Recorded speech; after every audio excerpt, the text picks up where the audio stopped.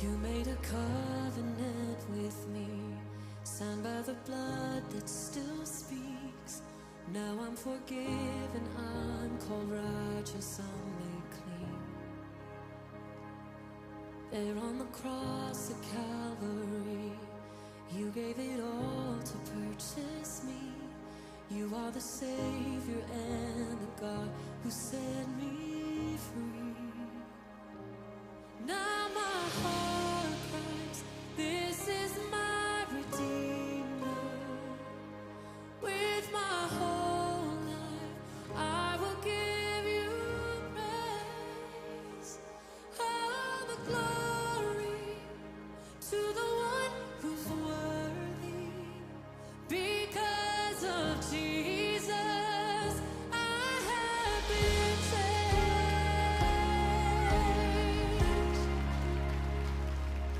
You made a way for me to enter into your holy place forever.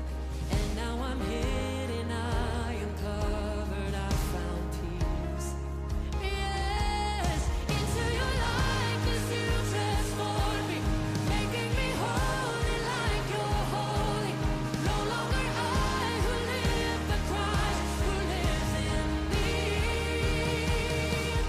Now my heart cries, this is my Redeemer. With my whole life I will give you praise. All the glory to one. Because of our God, I have been changed. You bring freedom to the captives, good news to the poor, healing to the broken, and joy to those who mourn. You turn ashes into beauty, the ruined you restore. I am a testimony of the goodness of the Lord. Good news to the poor, healing to the broken, and joy to those who mourn. You turn ashes into beauty, the ruins you restore. I am a testimony of the goodness of the Lord. Now my heart cries, this is my Redeemer. With my whole life I will give you praise. All the glory to the one. Because of Jesus, yes. Because of Jesus, I have been changed. Thank you, Jesus. Because of Jesus, I have been.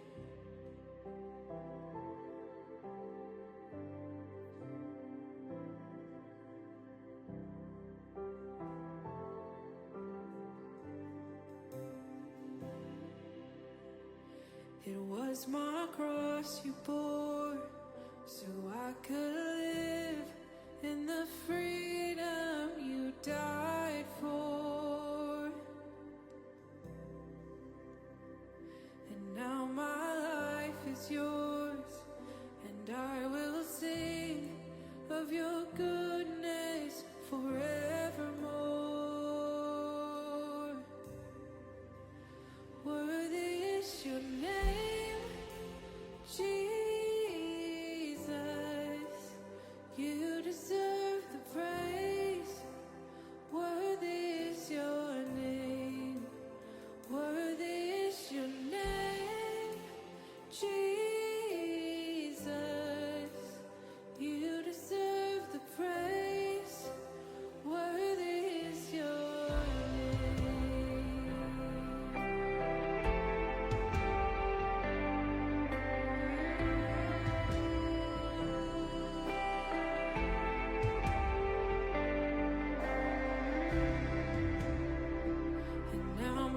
shame is gone. I stand amazed in your love undeniable.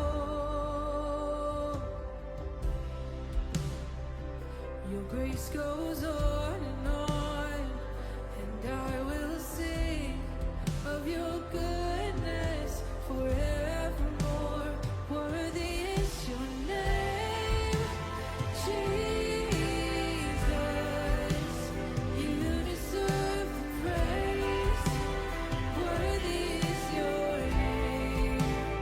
Worthy is your name, Jesus.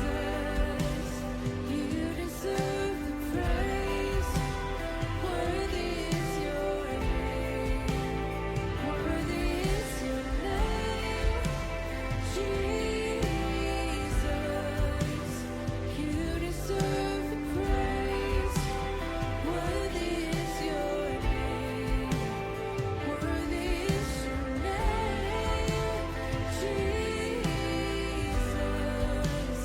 You deserve the praise. Worthy is your name.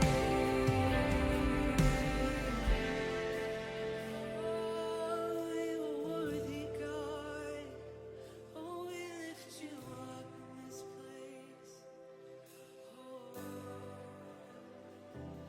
Be exalted now in the heavens as your glory fills this place.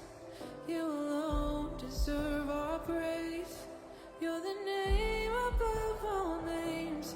Be exalted now in the heavens as your glory fills this place. You alone deserve our praise. You're the name above all names. Be exalted now in the heavens as your glory fills this place. You alone deserve our praise. You're the name above all names. Be exalted now in the heavens as your glory fills this place. You alone deserve our praise. You're the name above all names. Be exalted now in the heavens as your glory fills this place. You alone deserve our praise. You're the name above all names. Be exalted now in the heavens as your glory fills this place. You alone deserve our praise. You're the name above all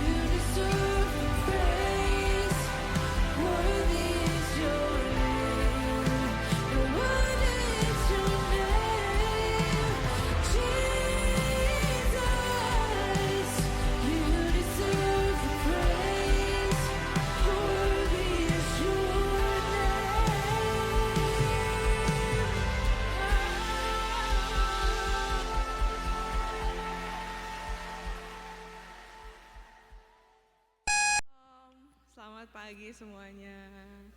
Mana muka-muka cantiknya, muka-muka gantengnya? Aduh, lampunya udah nyala jadi udah bisa lihat ya kan. Selamat datang di ibadah hari Minggu ini. Selamat datang di ICF Makati, di tempat rumah kita semuanya. Dan saat ini Mari kita mau sama-sama menikmati hadirat Tuhan, kita mau sama-sama memuji Tuhan, kita mau sama-sama mendengarkan firman Tuhan, sama-sama berbagi satu dengan yang lainnya bagaimana penyertaan Tuhan terjadi di dalam setiap kehidupan kita. Sebentar saya mau minta singer saya untuk geser sedikit, boleh? Ya, lagi? Ya, jangan jauh-jauh, saya udah mandi.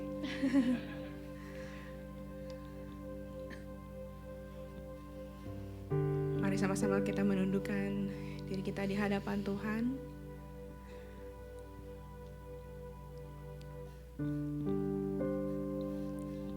Tuhan, terima kasih buat setiap penyertaan Tuhan, buat setiap pegangan tangan Tuhan yang tidak pernah lepas dari kehidupan kami. Hingga saat ini Tuhan, kami boleh ada, kami boleh hidup, menghirup nafas yang daripada Tuhan.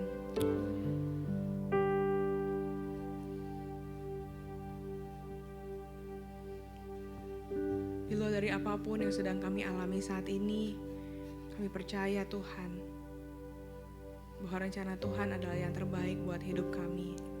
Engkau yang tahu apa yang kami alami. Engkau yang melihat ketika kami bersuka cita, ketika kami tertawa. Engkau juga melihat ketika kami menangis, ketika kami merasa kami sendirian. Engkau melihat kami apa adanya. Dan kami bersyukur Tuhan, kalau kami punya Allah yang gak pernah melihat dari rupa, tapi Engkau melihat kami sebagai anak ciptaan Tuhan, yang Engkau sayangi, yang sudah Engkau ciptakan sesuai dan serupa dengan gambaran-Mu ya Bapa. Kami mau datang, menghampiri hadirat Tuhan. Ampunilah Tuhan Yesus setiap dosa dan kesalahan kami ya Bapa. Sucikanlah kehidupan kami. Kami mau masuk ke dalam hadirat-Mu Tuhan. Dengan hati yang bersih, dengan hati yang murni, hanya untuk bertemu muka dengan Engkau ya Bapa.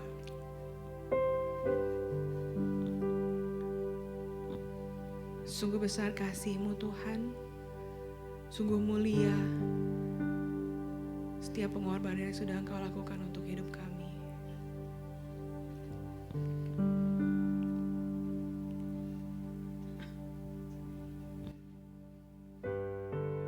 Terima kasih untuk kasih-Mu yang sudah menyelamatkan hidup kami, yang sudah menyucikan dan menebus hidup kami Tuhan.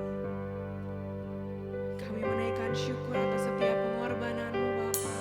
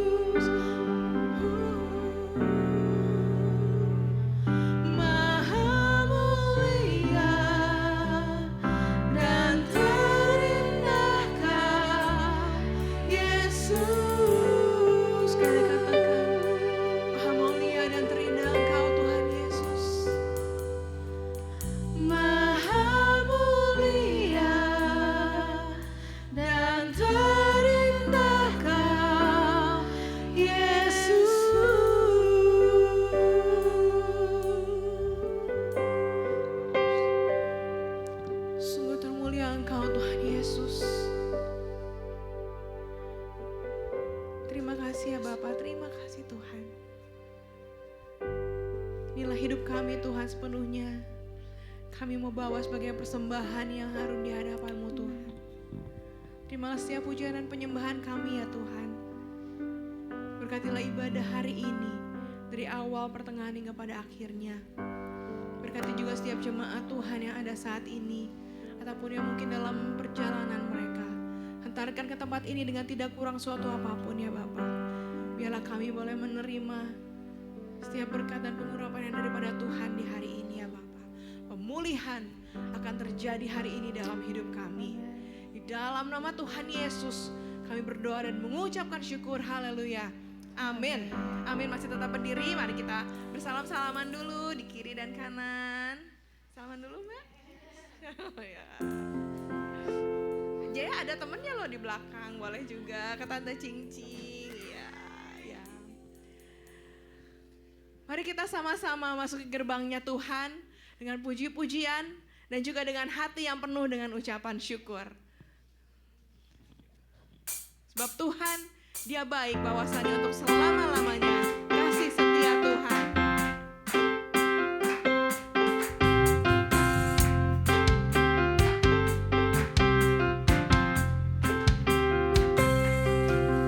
Mari masuk gerbangnya dengan hati bersyukur, halamannya dengan pujian.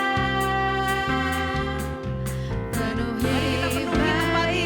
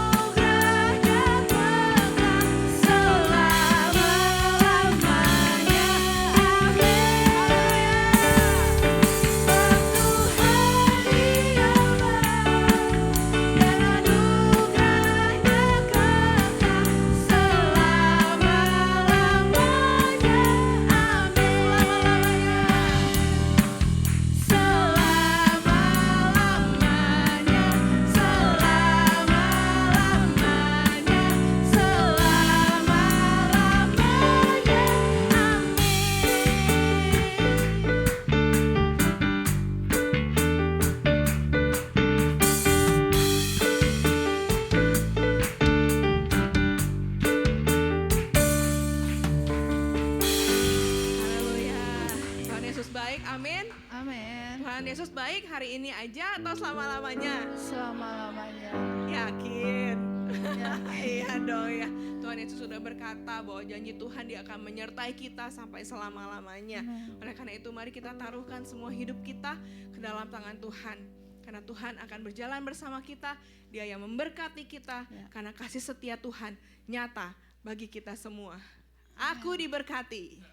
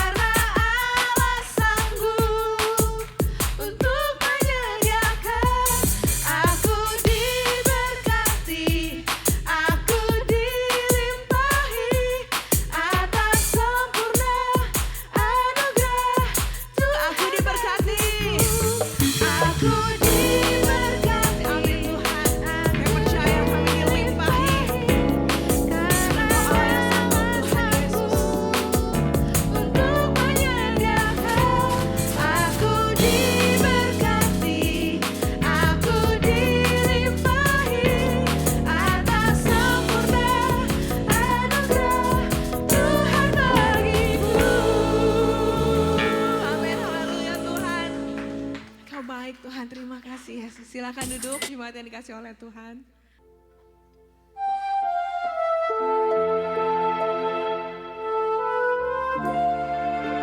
Sungguh besar setiamu ya Tuhan. Engkau Bapa yang selalu mengerti setiap isi hati kami.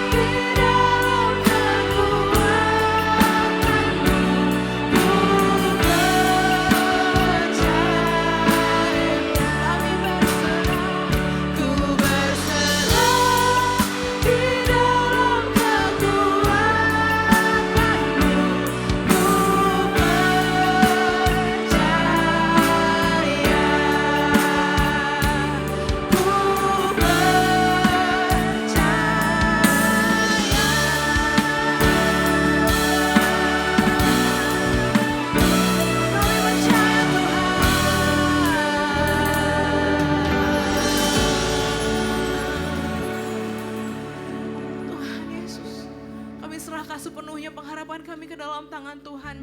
Karena kami percaya Engkau yang selalu hadir buat kami Tuhan. Melalui pemberitaan pagi hari ini, Tuhan Yesus mau mengurapi setiap materi yang akan dibagikan Tuhan. Kau juga mengurapi hamba-Mu yang akan menyampaikan firman Tuhan ya Bapa. Biarlah apa yang keluar daripada mulut bibirnya merupakan isi hati Tuhan yang mau disampaikan buat kami semua di tempat ini. Kami mau buka hati kami, buka hidup kami, buka pikiran kami untuk dipenuhi oleh firman Tuhan saat ini. Terima kasih Bapa, di dalam satu nama Tuhan Yesus Kristus, Juru Selamat kami yang hidup. Haleluya. Amin. Amin. Silakan duduk jemaat yang dikasih oleh Tuhan. Saya menyerahkan kepada Pendeta Venia yang akan menyampaikan firman Tuhan.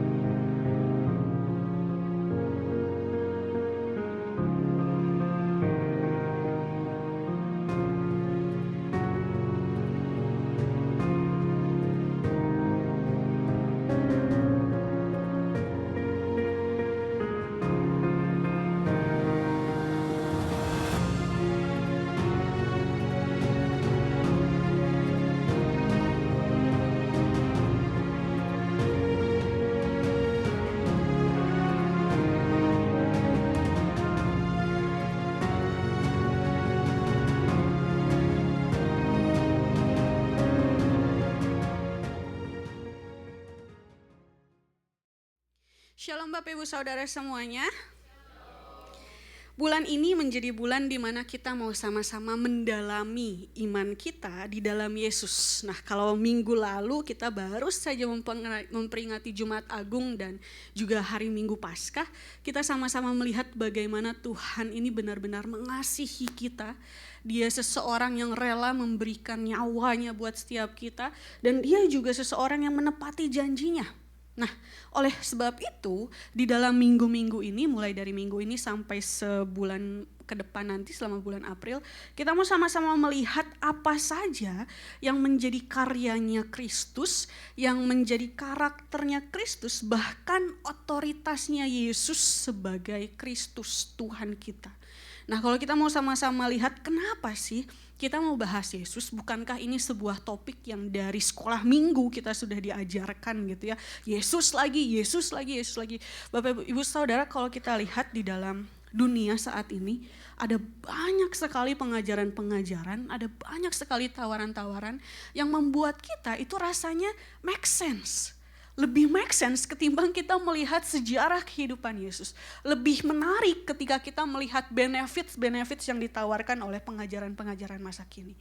Oleh sebab itu mari kita sama-sama bertumbuh sebagai satu gereja yang tidak gampang tergoyahkan, menjadi satu komunitas yang benar-benar mengerti dan menghidupi pengalaman bersama-sama dengan Yesus. Nah, kalau saat ini kita sama-sama melihat bahwa tema kita adalah The Touch of Jesus, kita mau sama-sama melihat apa sih yang menjadi karyanya Yesus di dalam hidup kita. Kalau kita lihat di dalam banyak pendapat-pendapat orang-orang yang pintar gitu ya di dunia ini, orang-orang scholars, mereka yang benar-benar mendalami beberapa bidang di dalam ilmu dunia ini, ada banyak sekali kesaksian-kesaksian yang mereka saksikan tentang Yesus. Ada salah satu pengacara yang sangat terkenal di dunia ini, dia dulunya ateis, lalu dia cari kabar-kabar tentang Yesus, dia cari sejarahnya tentang Yesus, dan dia mengakui bahwa gak ada tokoh agama yang lebih nyata dibandingkan Yesus. Ini pengacara yang dulunya ateis loh, dia bilang bahkan semua perdebatan yang bilang bahwa Yesus ini gak masuk akal, semuanya dia bisa lawan. Dan pendapat kedua lainnya adalah pendapat yang kita mau sama-sama lihat dari, boleh tolong dibantu slide-nya. James Hafley, dia adalah seorang penulis buku, dia adalah seorang teolog, dan dia melihat bahwa kehidupan Yesus selama 3,5 tahun ini benar-benar besar dampaknya. Ada sebuah artikel yang dia tulis di dalam One Solitary Life, dia tulis artikel ini dengan begitu membagongkan, karena kata-katanya yang dia tulis di situ dia menunjukkan bahwa Yesus ini memang seorang manusia biasa. Yesus ini memang seseorang yang kalau kita lihat dari penampilannya, bahkan dari cerita hidupnya, ini bukanlah seseorang yang spektakuler gitu ya, bukan seseorang yang menarik perhatian publik pada saat itu, dia orang yang sangat biasa.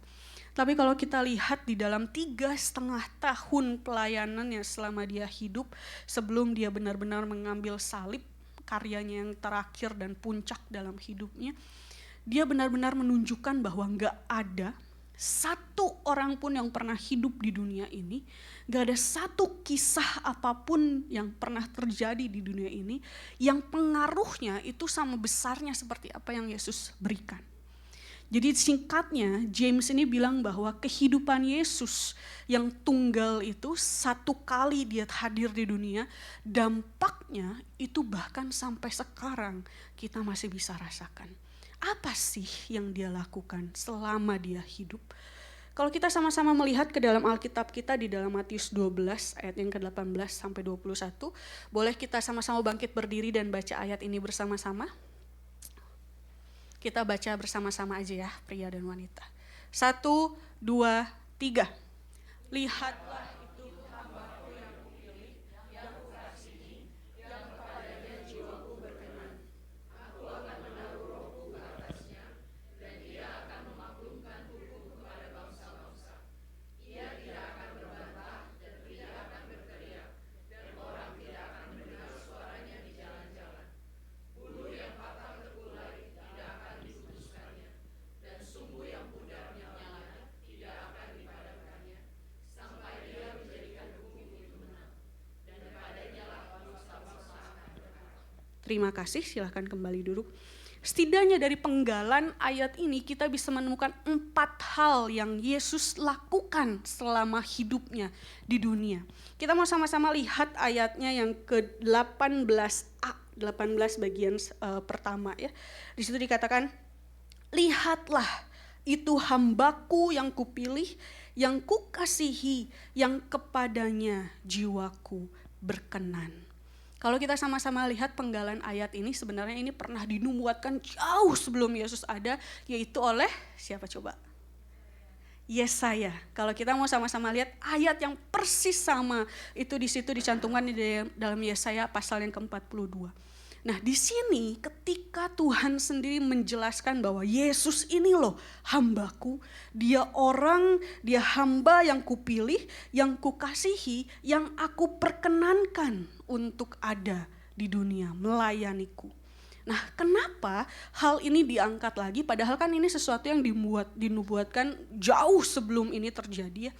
Kalau kita sama-sama lihat di dalam konteks pada masa itu, kita semua tahu bahwa sebenarnya kehadiran Yesus sebagai seorang Mesias itu bukan sesuatu yang excited buat orang-orang pada masa itu. Justru kehadiran Yesus, kemunculan Yesus sebagai seorang Mesias itu menimbulkan kecewaan bagi banyak orang.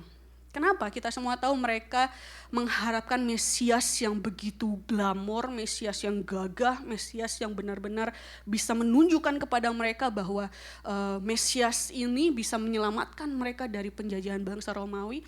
Tapi yang mereka dapatkan adalah seorang lelaki biasa yang terlihat seperti manusia biasa, yang bahkan dia nggak punya perlengkapan yang mewah. Bahkan dia datang ke kota itu dengan menunggangi apa? Keledai, bukan kedelai ya. Dengan menunggangi seekor keledai. Sesuatu yang buat mereka, ini Mesias dari mananya? Dari mana seorang lelaki biasa yang naik keledai ini bisa menyelamatkan hidup kita, bisa membebaskan kita? Ini menimbulkan sebuah kekecewaan. Ditambah lagi, kalau kita lihat kerendahan hatinya Yesus, ada satu kisah di mana dia baru menyembuhkan orang ini. Dalam Matius 12, sebelum penggalan ayat yang tadi kita baca, di situ dia bilang banyak orang mengikuti Yesus dan ia menyembuhkan mereka semuanya. Lalu di situ dikatakan ia dengan keras melarang mereka memberitahukan siapa dia. Meskipun dia sudah melakukan hal-hal ajaib, dia sudah menyembuhkan orang-orang sakit, dia sudah mengadakan mujizat, tapi ada kalanya justru dengan kerendahan hatinya Yesus bilang jangan bilangin siapa-siapa ya. Justru dia enggak yang akhirnya bilang kabarin ke semua orang aku udah sembuhin kamu ya. Dia enggak mempromosikan dirinya. Inilah yang pada akhirnya membuat orang-orang merasa Yesus ini orang yang sangat biasa ya. Dia bukan orang yang kita harapkan untuk ada di dalam dunia kita. Oleh sebab itu kalau kita sama-sama lihat mungkin ada yang bertanya kenapa ya Yesus pada saat itu enggak show off aja tentang kemampuannya, tentang kuasanya, tentang siapa dia sebenarnya. Kenapa justru dia selama hidupnya, dia selalu stay low, dia selalu merendah, dia selalu tidak ingin dirinya ini nampak seperti, oh iya Yesus ini adalah Tuhan yang wow bombastis gitu ya. Kenapa? Selama hidupnya justru Yesus sangat-sangat rendah sehingga orang-orang merendahkan dia.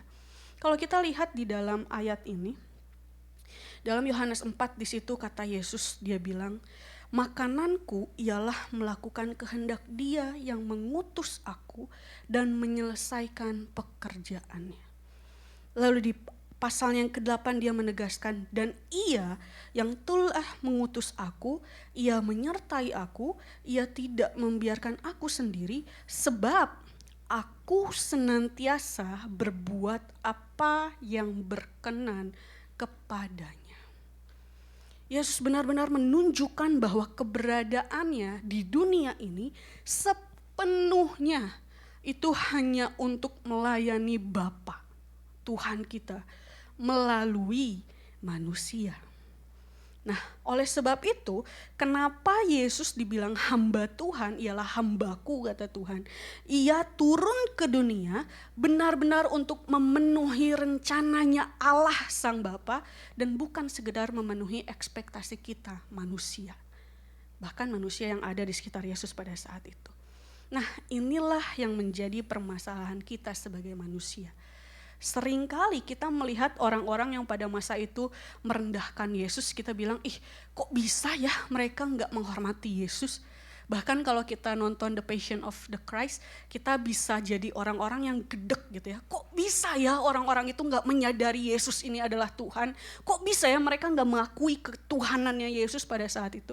Tapi sadar gak sadar, kita pun mungkin di dalam perjalanan hidup kita pernah merasa kecewa sama Yesus, kita pernah merasa kecewa sama Tuhan, bukan karena dia gak bekerja, tapi karena dia gak memenuhi ekspektasi kita.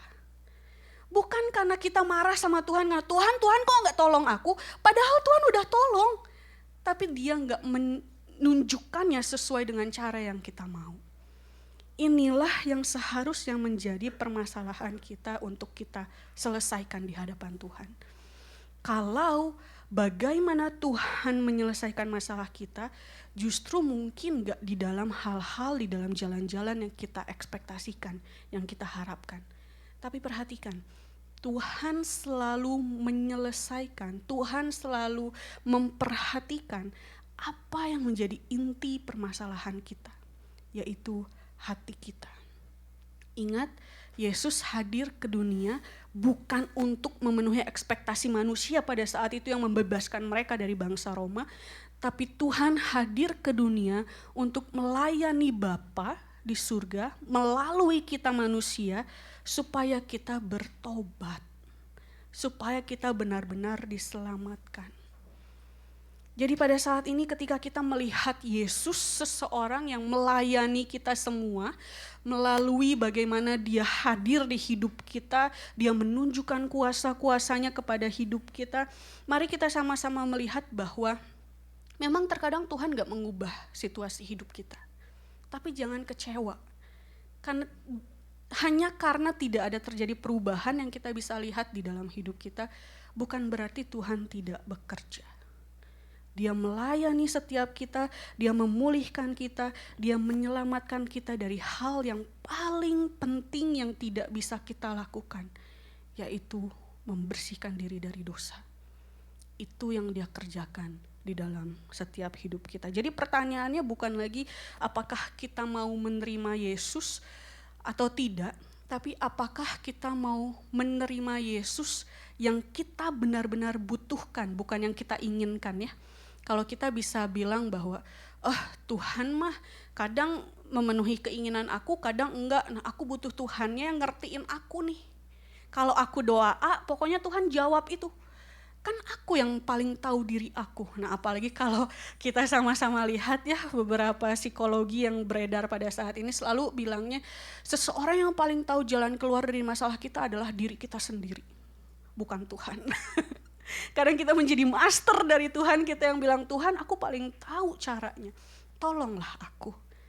Tapi mari kita sama-sama melihat Tuhan, aku tahu, Tuhan tahu yang aku butuhkan. Oleh sebab itu aku mau terima jalan yang Tuhan mau kerjakan dalam hidupku. Meskipun itu tidak sesuai dengan apa yang kita inginkan. Yang kedua, di dalam ayatnya yang ke B, 18b, terusan dari ayat tadi ya. Di situ dikatakan, aku akan menaruh rohku ke atasnya dan ia akan memaklumkan hukum kepada bangsa-bangsa. Apa sih memaklumkan hukum ini? Nah kalau kita lihat ke dalam terjemahan-terjemahan yang lainnya, bahkan dari kata aslinya, kata memaklumkan ini sebenarnya adalah menyatakan, menceritakan, mengkhotbahkan, bahkan mengajar. Nah seringkali di dalam kesempatan-kesempatan yang Yesus miliki, pokoknya kumpul orang sedikit, ia mengajar. Kumpul orang banyak, ia mengajar. Di setiap kesempatan yang dia miliki, dia pasti menggunakan kesempatan itu untuk mengajar firman. Nah kalau kita lihat salah satunya di dalam kisah ini, ada yang tahu ini kisahnya apa? Markus 2. Ketika seseorang yang lumpuh, lalu teman-temannya gak bisa masuk ke dalam rumah, apa yang dia lakukan? Dia gotong ke atap, dia bobol atap rumahnya, dia turunin lewat atas biar Yesus bisa melihat dan ketemu sama orang ini.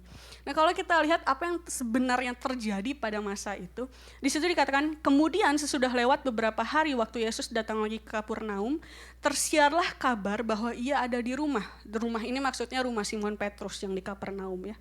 Lalu di situ dikatakan, maka datanglah orang-orang berkerumun sehingga tidak ada lagi tempat. Bahkan di muka pintu pun tidak. Sementara ia memberitakan firman kepada mereka. Bayangin di sebuah rumah yang sangat penuh orang, bahkan sampai pintu pun penuh sampai keluar-keluar, bahkan orang yang benar-benar pengen temennya sembuh aja dia bobol atap rumahnya, nggak tahu kerugiannya berapa pada masa itu ya, nggak kebayang jadi Simon Petrus. Udah rumahnya berantakan, dibobol lagi atapnya, tapi dia kasih itu buat pelayanannya Yesus. Kalau kita sama-sama perhatikan di dalam kesempatan itu, di rumah padat, penuh dengan orang-orang sakit yang pengen disembuhin sama Yesus, Yesus nggak langsung semerta-merta, oke semua baris, kasih keluhannya apa? Enggak. Yesus malah gunakan kesempatan itu untuk memberitakan firman.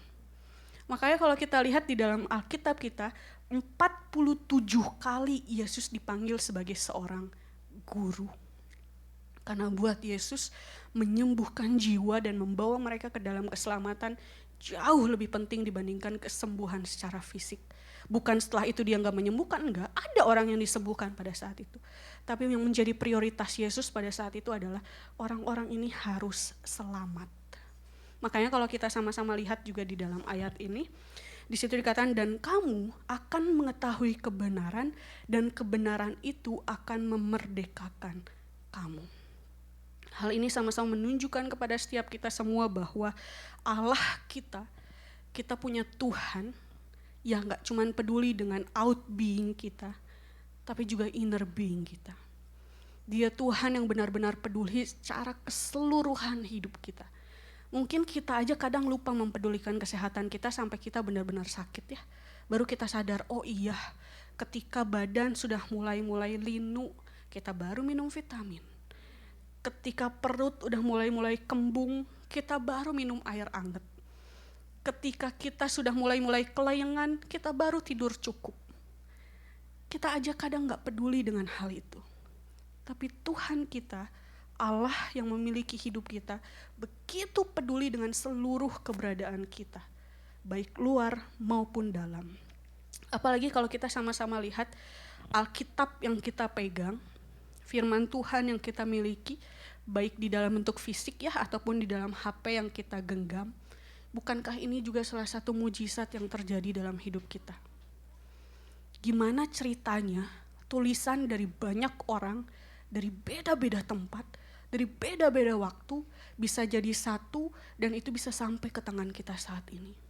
Bahkan kalau kita baca isinya, di zaman ini, di detik ini, kita masih bisa relate loh sama isinya. Itu masih bisa menguatkan kita loh. Itu masih bisa memberikan kita pengetahuan-pengetahuan baru loh. Padahal itu ditulis ribuan tahun yang lalu, bahkan bukan di dalam bahasa kita. Bukankah ini juga mujizat yang Tuhan berikan kepada setiap kita, supaya kita bisa punya pegangan dalam hidup ini. Yang ketiga yang dia kerjakan, kalau kita lihat di dalam ayat yang ke-19 sampai 20, di situ dikatakan, ia tidak akan berbantah dan tidak akan berteriak, dan orang tidak akan mendengar suaranya di jalan-jalan. Buluh yang patah terkulai tidak akan diputuskannya, dan sumbu yang pudar menyalanya tidak akan dipadamkannya, sampai ia menjadikan hukum itu menang. Kalau kita lihat apa sih maksudnya ia tidak akan berbantah dan tidak akan berteriak. Kalau kita lihat di dalam bahasa aslinya sebenarnya kata berbantah itu adalah sesuatu yang sifatnya itu mengganggu. Kita tahu kan kalau ada orang berdebat kadang kita merasa ini kayaknya nggak nyaman deh. Ini rasanya kok orang sangat kekeh-kekehan gitu ya bahasa Sundanya mah. Orang kok sangat teguh dengan pendiriannya masing-masing gitu ya. Sampai dia di situ dikatakan dia tidak akan berteriak. Berteriak ini, kata ini sebenarnya digunakan untuk menjelaskan bagaimana anjing menggonggong. Ada yang tetangganya punya peliharaan dogi? Gimana rasanya kalau dia menggonggong 24 jam? Gimana rasanya kalau ada satu orang lewat aja dia gonggong? Sampai kita tahu, oh ini kayaknya tamu sebelah lagi datang nih. Nah, sesuatu yang sebenarnya digambarkan bahwa keberadaan Yesus, apa yang Yesus kerjakan, apa yang Yesus lakukan, ini bukanlah sesuatu yang sifat ini kasar dan mengganggu gitu. Justru kalau kita lihat di dalam apa yang Yesus lakukan, di situ dikatakan buluh yang patah terkulai tidak akan diputuskannya, dan sumbu yang pudar nyalanya tidak akan dipadamkannya sampai ia menjadikan hukum itu menang. Buluh itu sesuatu yang digunakan pada masa itu untuk berbuat berbagai macam barang. Karpet iya, alat tulis iya, bahkan seruling. Nah, Bang Heri punya seruling dari buluh. Zaman itu ada seruling jadi ditiup gitu dari buluh. Nah, kenyataannya adalah kalau buluh ini patah sedikit, maka ini akan langsung dibuang karena buat mereka ini nggak sempurna nih barangnya. Bahkan kalau kita lihat di analogi yang kedua, Di situ sumbu yang pudar nyalanya tidak akan dipadamkannya. Sumbu kita semua tahu ya, kalau sudah pudar nyalanya buat mereka ya buat apa dipertahankan. Toh nggak memberi terang lagi, toh nggak memberi manfaat lagi, ya udah matiin aja. Nah kalau kita sama-sama lihat ternyata hidup kita di dunia ini justru hidup yang seperti ini loh. Kita hidup di dunia yang sangat mudahnya bisa menggantikan kita kapanpun. Baik di dalam pekerjaan kita, baik di dalam hubungan kita. Kalau kita punya kelemahan, entah itu kesakitan, kesalahan, apapun itu, keterbatasan, orang bisa sangat mudah menggantikan kita. Sangat mudah, karena menurut orang yang penting cuan, yang penting kenyamanan, yang penting kebahagiaan. Tapi kalau kita sama-sama lihat apa yang Yesus lakukan di dalam sesuatu yang pernah dia katakan, dia pernah bilang begini, marilah kepadaku semua yang letih, lesu, dan berbeban berat. Aku akan memberi kelegaan kepadamu. Justru dia menanggapi kelemahan kita, dia menanggapi keterbatasan kita dengan kelembutannya. Yesus gak pernah bilang, ayo beresin dulu dirimu baru datang sama aku. Kuatin dulu dirimu baru datang sama aku. Enggak. Justru kata Yesus, mari sini. Aku akan memberikan kelegaan. Memang kadang sebagai manusia kita suka merasa gak layak ya untuk datang sama Tuhan. Apalagi kalau mungkin kita baru saja jatuh dari dosa, kita tahu bahwa diri kita ini talentanya apa ya. Kalau kita lihat seminar yang minggu lalu, kok aku mah gak dikasih talenta apa-apa. Yang lain kasih 2, yang lain kasih 5. Aku kayaknya kelewat deh waktu pembagian talenta. Rasanya gak ada yang spesial gitu dari diriku. Mungkin rasanya kita gak layak lah untuk melayani Tuhan, untuk datang sama Tuhan. Kita merasa bahwa kalau kita datang sama Tuhan ini kita harus udah benar-benar siap, bersih, kudus gitu ya. Tapi jangan pernah meremehkan sesuatu yang terlihat rusak dan rapuh di hadapan Tuhan. Kalau kita lihat ke dalam cerita-cerita di Alkitab kita di dalam Hakim-Hakim 7, di situ buyung yang pecah, buyung itu kendi ya, kayak tempat buat naruh minum zaman dulu.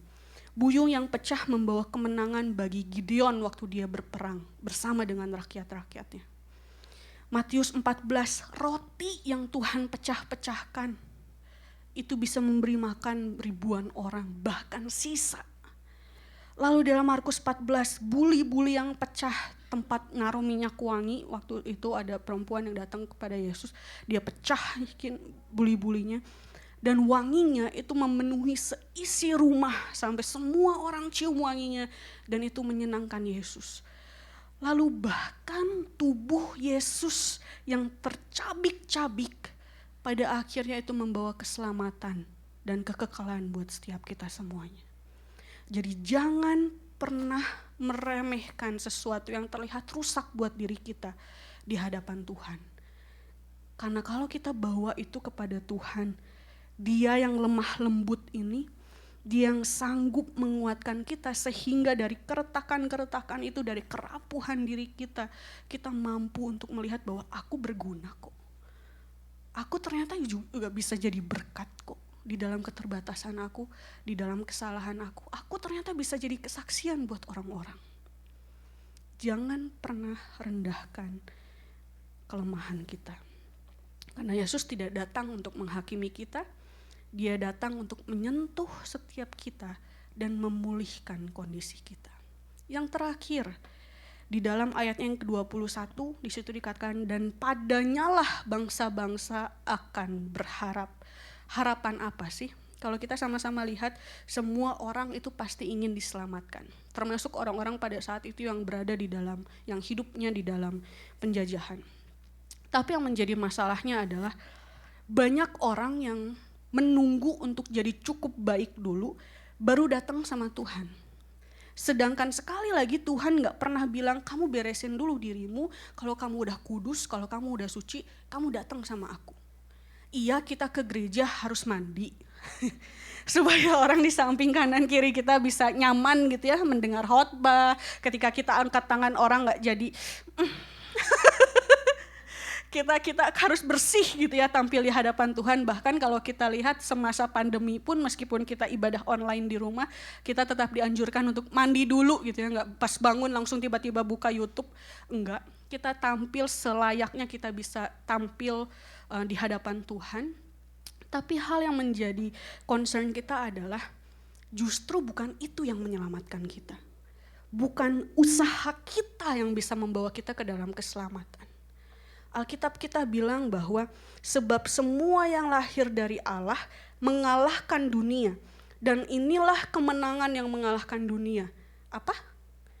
Iman kita. Inilah yang mengalahkan dunia. Di sini menunjukkan bahwa iman kita kepada Allah lah yang membawa kemenangan buat setiap kita semuanya. Lalu di ayat selanjutnya, di situ dikatakan, akulah jalan dan kebenaran dan hidup. Tidak ada seorang pun yang datang kepada Bapa kalau tidak melalui aku. Banyak ajaran-ajaran di sana yang bilang bahwa kamulah beramallah sebanyak mungkin supaya kamu bisa selamat. Kamu harus mengitarin kota ini supaya kamu dapat amal. Minggu lalu ketika kita melakukan Jumat Paskah lagi, Jumat Agung, ada salah satu teman saya yang waktu saat itu juga sedang melakukan perjalanan ibadahnya begitu ya ke kota yang lagi rame gitu ya, yang lagi berbahaya gitu. Terus saya tanya, kalau kalian di sana itu ngapain aja sih? Kan kalau kita ke Israel ya kita sekalian juga yang memang kita mengunjungi, tapi itu bukan jadi sesuatu yang wajib buat kita. Nggak ada tuh persyaratan di Alkitab kalau masuk surga minimal sekali ke Israel. Nggak ada. Nah tapi ketika waktu itu saya bertanya-tanya, kalian tuh ngapain ke sana tuh ngapain gitu, pengen tahu aja. Lalu di situ dikatakan bahwa ya kalau kita ibadah di tempat ini maka kita 10 kali lipat pahalanya. Kalau kita ibadah di tempat ini maka 1000 kali lipat. Terus kita nanti harus ngitarin satu kota dan satu bukit itu 7 kali. Pokoknya ada beberapa hal yang mereka harus lakukan dan itu menambah amal baik mereka supaya mereka masuk surga gitu ya. Tapi yang pada saat itu saya sadari adalah puji Tuhan loh. Kita Jumat Agung, kita gak disuruh pura-pura disalib. Kebayang gak kalau kita harus mengikuti apa yang Yesus alami pada saat itu? Iya benar beberapa kepercayaan bahkan mereka pawai di jalanan untuk memperlihatkan bahwa ini loh rasanya jadi Yesus, dicambuk beneran segala macam, mengangkat kayu salib beneran. Kita gak punya kewajiban itu loh. Tapi jangan sampai ini juga pada akhirnya membuat kita merasa bahwa jadi orang Kristen mah enak. Gak terlalu banyak tuh hal yang harus dilakuin. Gak susah tuh buat ketemu sama Tuhan. Gak susah tuh buat masuk surga.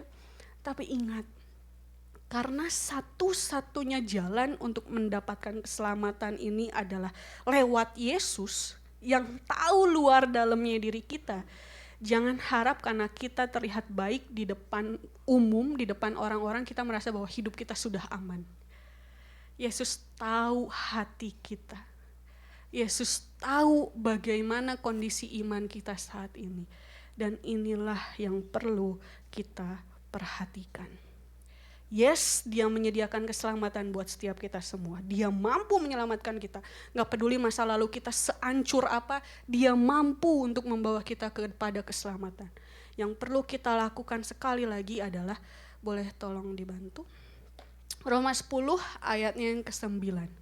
Di situ dikatakan, sebab jika kamu mengaku dengan mulutmu bahwa Yesus adalah Tuhan, dan percaya dalam hatimu bahwa Allah telah membagikan diri dari antara orang mati, maka kamu akan diselamatkan. Mengaku dengan mulutmu, percaya dalam hatimu, maka keselamatan akan menjadi milik kita semua. Bukankah ini alasan terbesar dia datang untuk kita? Jadi maukah kita yang saat ini membawa diri kita untuk datang di hadapan Tuhan? Kalau kita sama-sama lihat ada begitu banyak karya Yesus yang Yesus kerjakan di dalam Alkitab kita. Keempat hal ini adalah hal-hal besar yang kita mungkin bisa lihat secara garis besarnya, secara menyeluruh. Tapi kalau kita lihat bahas satu persatu apa yang Yesus kerjakan selama dia hidup, mungkin kita baru beres besok ya. Itu pun kalau dibahasnya secara singkat satu kejadian demi kejadian. Tapi kalau kita sama-sama lihat di dalam apa yang Yohanes tuliskan sebagai penutupan dari kitabnya, di situ dia bilang bahwa memang masih banyak tanda lain yang dibuat Yesus di depan mata murid-muridnya yang tidak tercatat dalam kitab ini. Bayangin, di luar Alkitab kita ternyata Yesus banyak hal yang dia kerjakan untuk murid-muridnya dan untuk orang-orang pada masa itu. Tetapi semua yang tercantum di sini telah dicatat supaya kamu percaya bahwa Yesuslah Mesias, Anak Allah, dan supaya kamu oleh imanmu memperoleh hidup dalam namanya. Semua yang kita bisa lihat, semua yang kita baca di dalam Alkitab kita, bahwa Yesus mengerjakan banyak hal, dia melakukan banyak hal, dia menyentuh begitu banyak hidup orang, bahkan ketika dia hidup, semua itu ada untuk membuat kita percaya. Semua yang kita lihat di dalam Alkitab kita, semua yang kita dengar tadi Yesus lakukan, itu semua supaya kita bisa tetap berjalan bersama-sama dengan dia. Kita semua percaya bahwa dia, Yesus, yang menyentuh hidup orang sakit, dia melayani orang-orang yang bahkan dijauhi orang lainnya pada saat itu. Dia yang mengajar, bahkan di setiap kesempatan dia lakukan itu untuk memberitahu kebenaran. Dia yang memulihkan mereka yang hancur dan retak, yang rapuh, yang buat orang lain itu udah gak ada gunanya lagi, itu udah gak ada nilainya lagi.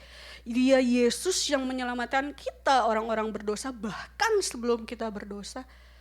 Dia Yesus yang sama, yang masih bekerja pada hari ini.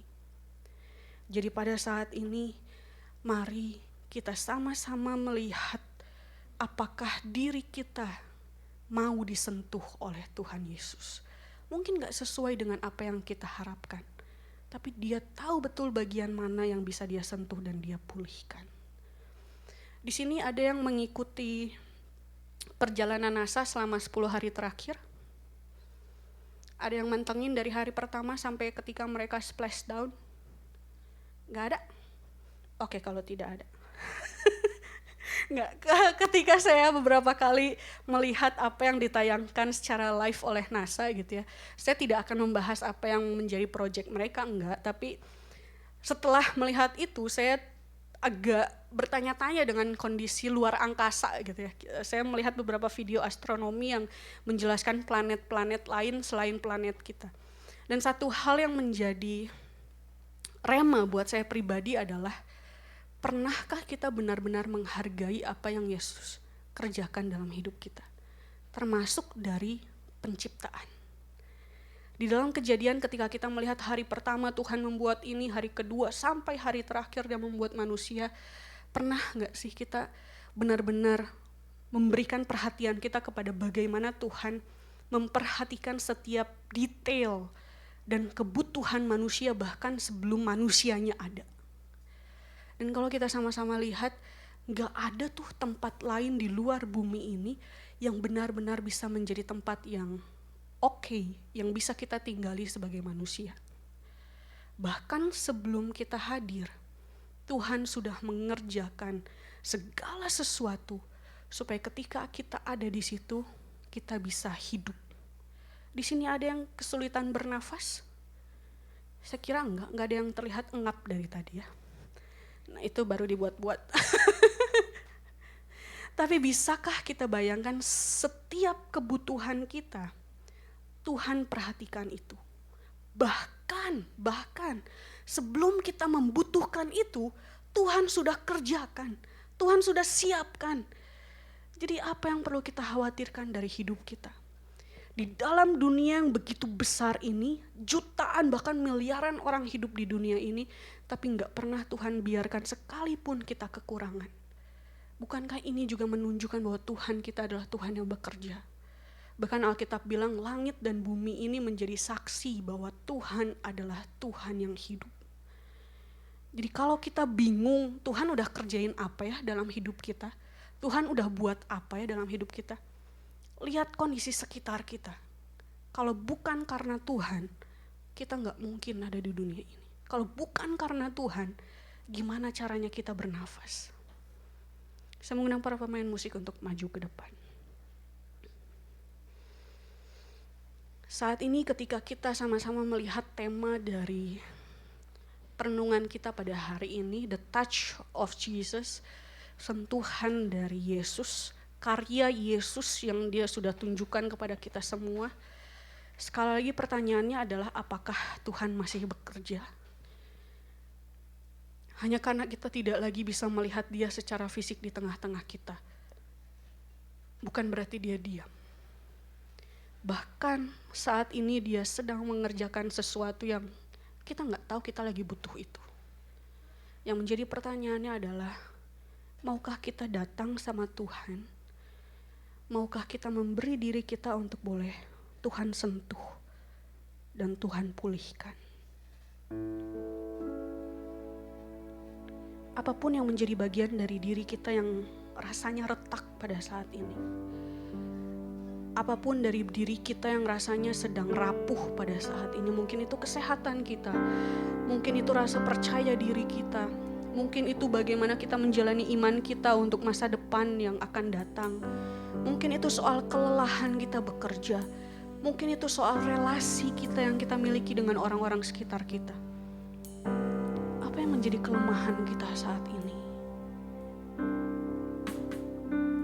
Bagian mana dari hidup kita yang kita mau bawa di hadapan Yesus untuk boleh Tuhan sentuh dan pulihkan?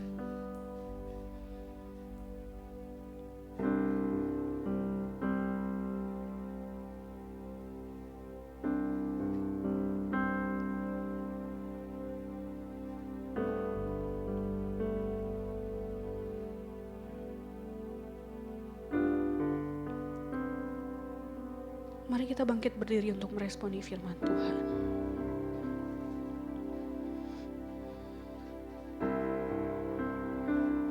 Biarlah waktu ini menjadi waktu di mana kita boleh jujur di hadapan Tuhan. Sekali lagi, Dia gak menunggu kita untuk menjadi layak. Justru dengan datang di hadapan Dia, Dialah yang akan melayakkan kita.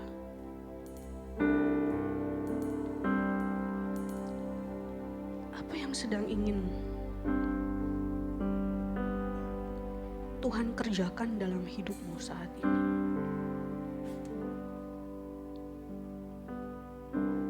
Bawa itu di hadapan Tuhan.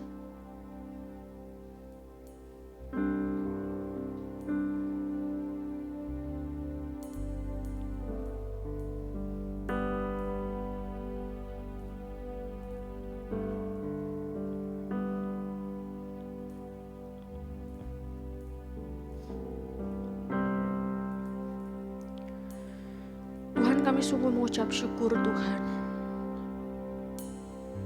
karena Tuhan yang memiliki kehidupan kami adalah Tuhan yang masih hidup hingga pada saat ini. Kami mengucap syukur Tuhan karena Tuhan menjamin setiap hidup kami dan Tuhan memegang hidup kami. Kami mengucap syukur Tuhan ketika kami boleh melihat ke belakang Tuhan. Tuhan gak pernah sekalipun meninggalkan kami. Terima kasih Tuhan untuk setiap kasih setia Tuhan yang Tuhan tunjukkan di dalam setiap proses-proses hidup kami Bapa. Terima kasih karena Tuhan selalu menguatkan kami hingga kami boleh ada di tempat ini dan berdiri di hadapan Tuhan. Terima kasih Tuhan. Karena melalui setiap proses-proses hidup kami, bahkan yang kami rasa itu berat sekalipun, kami boleh melewatinya dan kami boleh ada di tempat ini Bapa. Terima kasih Tuhan untuk setiap kasih Tuhan. Saat ini Bapak, ketika kami boleh melihat apa yang menjadi karya Tuhan yang Tuhan lakukan selama Tuhan ada di dunia ini. Ketika kami boleh melihat betapa ajaib Tuhan kami, betapa besar kasih yang Tuhan punya buat setiap kami. Tuhan ajar kami untuk boleh menghidupinya. Kami gak mau menjadi anak-anak Tuhan yang selalu mengatur Tuhan. Ajar kami Tuhan untuk kami boleh sepenuhnya percaya dengan apa yang Tuhan lakukan dalam hidup kami. Ajar kami Tuhan untuk boleh melihat tangan-tangan Tuhan di dalam setiap apapun yang kami kerjakan Tuhan. Ajar kami Tuhan untuk boleh tunduk dengan kehendaknya Tuhan buat kami. Ketika kami melihat bagaimana Allah hadir untuk melayani Tuhan melalui setiap kami percaya Tuhan masih bekerja di tengah-tengah hidup kami. Ketika kami boleh melihat bagaimana Tuhan mengajar dan menguatkan setiap kami melalui firman-Mu, Tuhan ajar kami untuk terus boleh kembali ke dalam firman kebenaran-Mu Tuhan setiap kali kami merasa lemah. Setiap kami Tuhan yang merasa bahwa kami sedang rusak, kami sedang rapuh, kami sedang mengalami beberapa keterbatasan dan kelemahan dalam hidup kami, ajar kami untuk menyerahkan itu ke dalam tangan Tuhan. Dan bukan menyelesaikannya dengan upaya kami sendiri Bapa. Ketika kami Tuhan merasa kami sedang hilang dan gak tahu arah hidup kami, ajar kami untuk boleh memandang kepada Tuhan. Di dalam setiap pekerjaan kami Bapa, kami percaya Tuhan pun ada dan hadir untuk setiap kami. Oleh sebab itu Tuhan, apapun yang kami kerjakan Tuhan dari hari ke hari Tuhan, biarlah kami juga boleh menjadi kesaksian buat orang-orang yang ada di sekitar kami. Kami manusia yang penuh dengan keterbatasan Tuhan. Kami manusia yang penuh dengan kelemahan, tapi kami punya Tuhan yang sanggup untuk berjalan bersama-sama dengan kami. Oleh sebab itu Tuhan, di dalam apapun yang kami kerjakan Tuhan, biarlah Tuhan yang akan senantiasa membuatnya berhasil. Biarlah kami boleh melihat bagaimana Tuhan bisa mampu melakukan dan menyediakan berkat-berkat buat setiap kami. Biarlah kami boleh melihat bagaimana Tuhan mampu untuk memakai setiap hidup kami menjadi berkat buat orang-orang yang ada di sekitar kami, buat keluarga kami, buat orang-orang yang kami kasihi, buat gereja kami Tuhan. Biarlah Tuhan melalui setiap pekerjaan yang kami kerjakan dari hari ke hari, apapun profesi kami, Tuhan disukakan dan ditinggikan. Untuk keluarga kami Bapa, Tuhan pun ada untuk setiap kami. Dimanapun kami tinggal Tuhan, dimanapun keluarga kami berada saat ini Bapa, kasih Tuhan tidak kurang panjang untuk boleh memberkati keluarga kami. Oleh sebab itu Tuhan, kami juga mau menyerahkan keluarga kami ke dalam tangan Tuhan. Setiap pergumulan yang kami miliki sebagai sebuah keluarga Tuhan, kami percaya Tuhan tahu setiap detail kebutuhan yang kami perlukan. Dan kami boleh melihat bagaimana Tuhan sudah membawa keluarga kami sejauh ini. Gak pernah Tuhan biarkan keluarga kami kekurangan. Terima kasih Bapa. Biarlah Tuhan yang sudah melayani kami, Tuhan yang sama juga boleh dirasakan oleh anggota-anggota keluarga kami Bapa. Di dalam setiap pergumulan mereka Tuhan, bagi mereka yang sedang sakit pada saat ini Tuhan yang akan pulihkan. Bagi keluarga kami saat ini Tuhan yang mungkin sedang merasa banyak kebutuhan, Tuhan penuhi apa yang menjadi kebutuhan mereka. Buat keluarga kami yang saat ini mengalami kerusakan di dalam relasi demi relasi, Tuhan pulihkan relasi ini Bapa. Biarlah kasih yang datangnya daripada Tuhan ini boleh mengalir memenuhi keluarga kami. Dan buat keluarga kami Tuhan yang mungkin belum mengenal Tuhan pada saat ini, Tuhan kami percaya kalau ada satu orang di dalam rumah itu, Tuhan akan menyelamatkan seisi keluarga ini Bapa. Kalau ada anggota-anggota keluarga kami yang belum mengenal Tuhan, pakai kami Tuhan untuk boleh mengenalkan pribadi Tuhan kepada setiap mereka. Kami juga berdoa Tuhan buat teman-teman kami yang sedang melanjutkan studi mereka Bapa. Kami percaya Tuhan, panggilan Tuhan sudah Tuhan nyatakan. Oleh sebab itu Tuhan, teguhkanlah setiap panggilan-Mu Tuhan kepada anak-anak kami, kepada teman-teman kami Bapa. Di dalam proses penyelesaian studi ini Tuhan, biarlah mereka boleh terus Tuhan perlengkapi, boleh Tuhan terus persiapkan, agar ketika mereka selesai dari studi mereka Tuhan, mereka boleh benar-benar melangkah di dalam jalan yang Tuhan sudah siapkan untuk memenuhi panggilan Tuhan dalam hidupnya. Berkati Bapa kebutuhan mereka di dalam menyelesaikan studi mereka. Biarlah mereka boleh menyelesaikannya dengan baik, dan pertandingan ini membawa kemuliaan buat nama Tuhan saja. Mari kita angkat tangan kita dan terimalah berkat daripada Allah Bapa. Tuhan memberkati engkau dan melindungi engkau. Tuhan menyinari engkau dengan wajah-Nya dan memberi engkau kasih karunia. Tuhan menghadapkan wajah-Nya kepadamu dan memberi engkau damai sejahtera. Terimalah berkat daripada Allah Bapa, kasih karunia daripada Tuhan Yesus Kristus, serta persekutuan dengan Roh Kudus mulai saat ini sampai Maranatha Tuhan Yesus datang kembali untuk menjemput setiap kita semuanya. Terpujilah nama Tuhan untuk selama-lamanya. Bapa, terima kasih.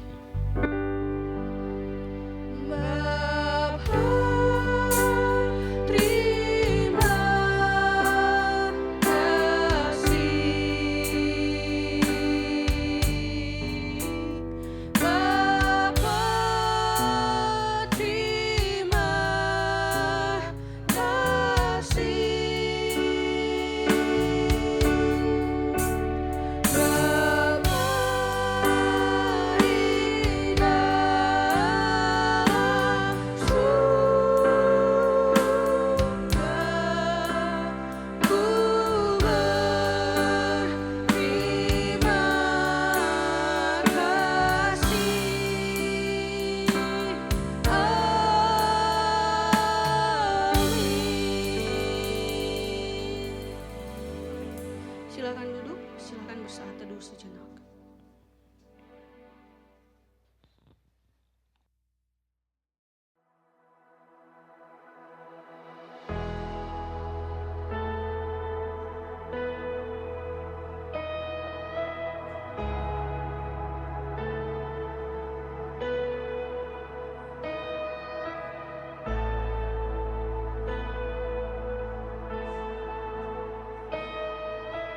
I just want to speak the name of Jesus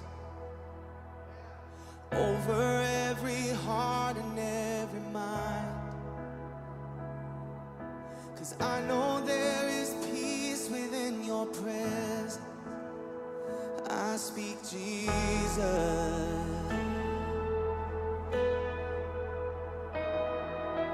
I just want to speak the name of Jesus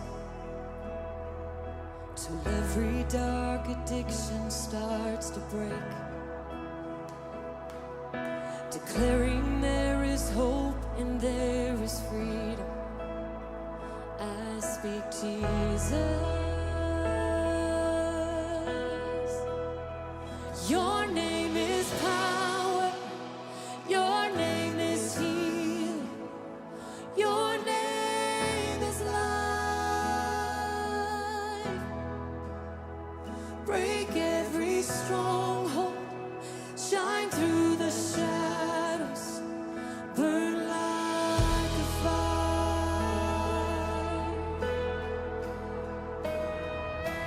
I just want to speak the name of Jesus over fear and all anxiety, to every soul held captive by depression. I speak Jesus, 'cause your name is power, your name is healing, your name is life. Yes, it is. Break every stronghold, shine through the shadows, burn like a fire. Your name is power, and we declare it now. Your name is life. Break every stronghold and shine through the shadows, burn like a fire.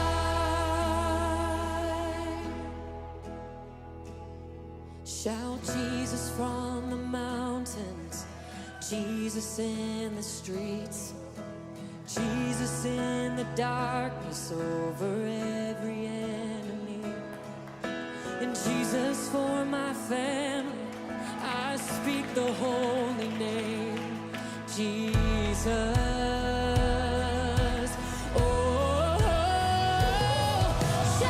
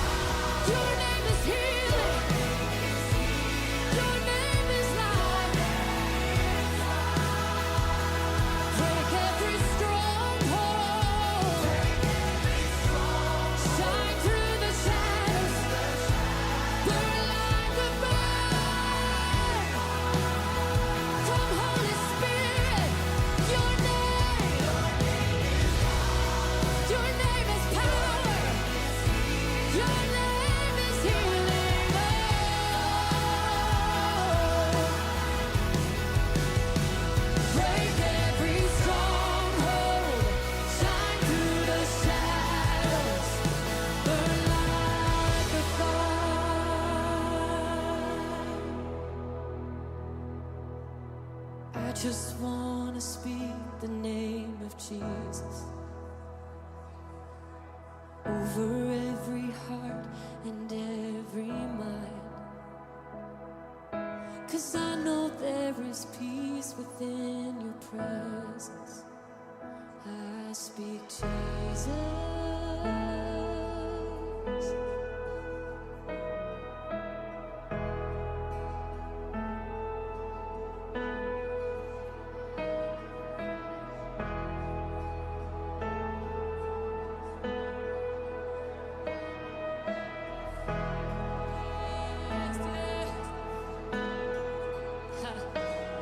Shout Jesus from the mountains, Jesus in the streets, Jesus in the darkness over every enemy, Jesus for my family. I speak the holy name, Jesus.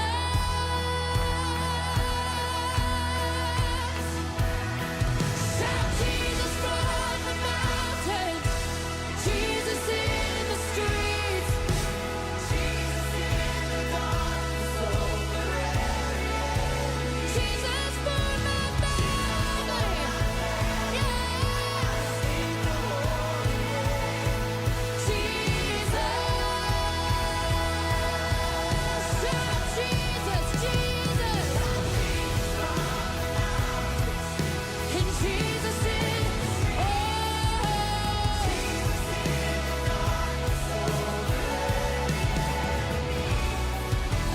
Jesus for my family, I speak the holy name, Jesus.